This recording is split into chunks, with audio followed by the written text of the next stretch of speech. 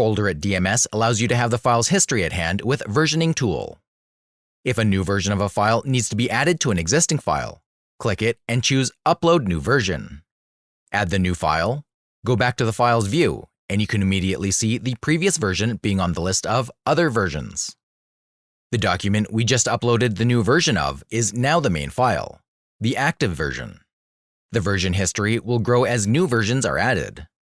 All those earlier versions can be individually downloaded, deleted, or restored as the active version,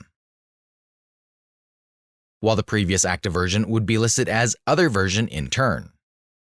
If you are using our Office 365 integration, editing Office files in the system, the changed documents are saved back to the system as new versions automatically, preserving file history.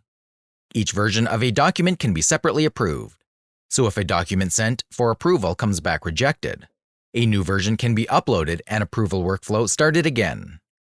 With approval workflows automated on folder level, you don't even have to resend a new version of the document for approval. As soon as it's uploaded, the workflow will start automatically. That's it. Versioning is simple with Folderit Document Management System.